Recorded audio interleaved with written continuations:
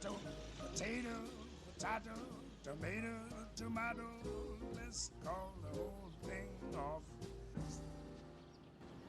Are you all right? No one I know would call it this hour. I do. No one I know would call it this It's hour. so awful.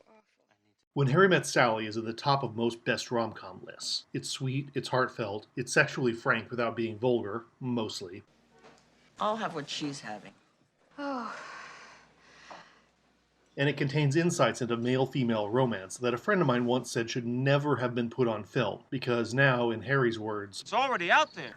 The film's thesis is that men and women can't be friends because sex always gets in the way. Well, I have a number of men friends and there is no sex involved. No, you don't. Yes, I do. No, you don't. Yes, I do. You only think you do.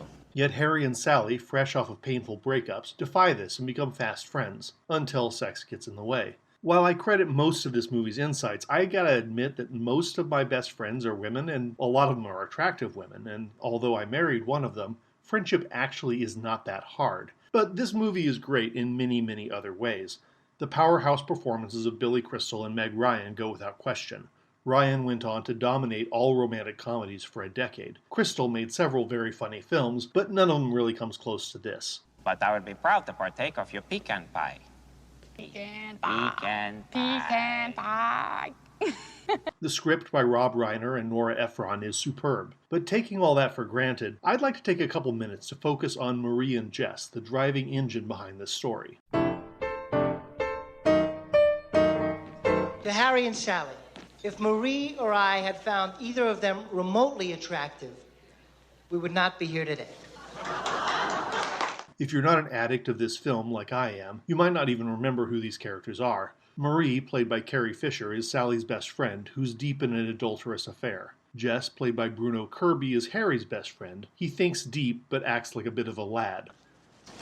You made a woman meow? Yeah. In You've Got Mail and Sleepless in Seattle, Dave Chappelle, Rosie O'Donnell, and Rob Reiner play the funny wingman types. Likeable, but mostly a sounding board for the protagonists. Marie and Jess, on the other hand, propel the story forward, and could have a movie of their own with Harry and Sally as their own B-story.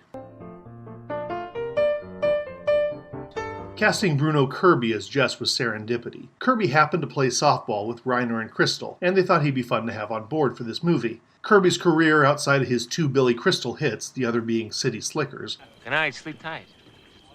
That was flirting. No, that was politeness. No, that was I like your could I wear it as a hat? Anyhow, Kirby's other roles largely involved New York tough guys, like his role in The Godfather Part 2, or Donnie Brasco, or Good Morning Vietnam.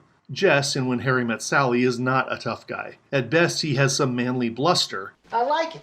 It works. It says home to me. But he's a culture critic who really wants to look classy, I like saying he's in the den. It's got a nice ring to it. despite his, well... Baby fish mouth! Baby fish mouth!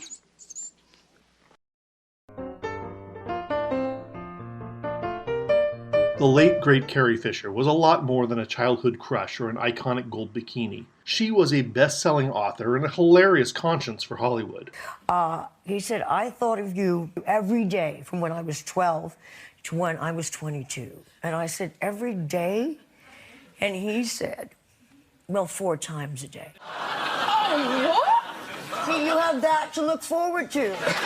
And who we thought she was. And where she had made missteps along the way.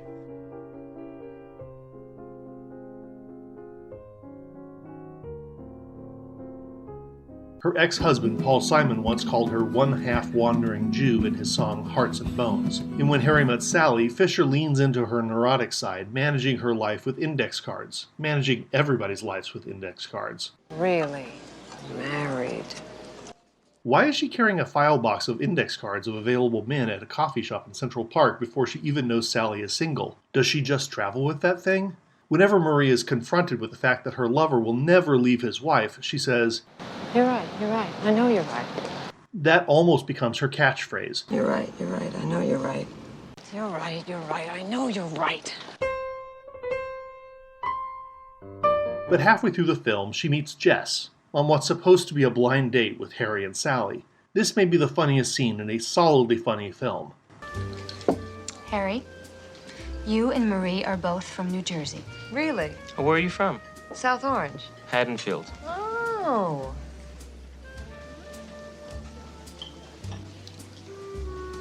I wish I could replay the whole thing here, but Marie fangirls out about an article she read. Jess turns out to be the author, and then they ditch Harry and Sally for what's probably the best night of their lives. Well, I don't really feel much like walking anymore. I think I'll get a cab. I'll go with you. Great. Taxi! Jess and Marie's engagement guides the rest of the movie from that point on. Harry and Sally buy wedding presents for them. Actually, they buy wedding presents mostly for themselves. They help them set up their apartment. Harry and Sally's blow-up, indispensable in any romantic comedy, happens at Marie and Jess's wedding. And Harry and Sally's eventual happy ending happens at a party at which Marie and Jess have invited Sally to join them. Jess and Marie, unlike Harry and Sally, are intensely analytical. No, I'm a writer. I know dialogue, and that's particularly harsh. That doesn't make them smarter. You're right. You're right. I know you're right.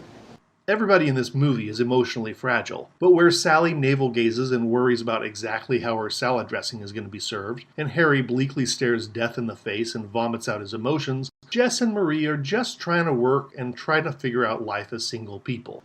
You know, I finally got into a place in my life where I'm comfortable with the fact that it's just me and my work.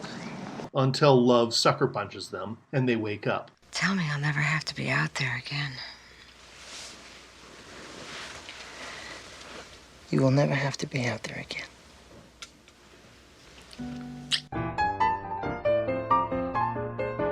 If you think about Reiner and Ephron's script for even a moment, it's obvious that Harry and Marie and Sally and Jess are meant to be opposite puzzle pieces, and that blind date was doomed from the get-go. Harry's nihilism and Marie's cynicism run parallel. Suppose you lived there your whole life and nothing happens, you never meet anybody, you never become anything, and finally you die, one of those New York deaths that nobody notices for 2 weeks until the smell drifts into the hallway.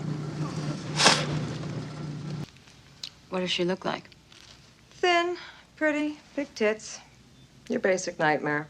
Just like Jess's oblivious yet neurotic happy-go-lucky spirit and Sally's optimistic control freak run parallel. It's no surprise that Harry and Marie and Sally and Jess don't match. They're just too much alike. And it's no surprise that Marie and Jess do match, and that Harry and Sally do as well. Jess's cluelessness makes him impervious to Marie's withering pessimism. Joe and I broke up. You waited 3 days to tell us? Joe's available? Harry's nihilism makes room for Sally's exacting demands on life. And I'm gonna be 40! In 8 years. But it's there! It's normal for movies to have an A story and a B story. But When Harry Met Sally's A story is so strong, it nearly eclipses a very strong B story. It's impressive, since it has to be the best B story of any romantic comedy I've ever seen. I admire Carrie Fisher and Bruno Kirby for bringing a couple of their best performances to this, and not just being the funny friend. It takes a brave actor to play second fiddle when they are, in fact, first fiddle material.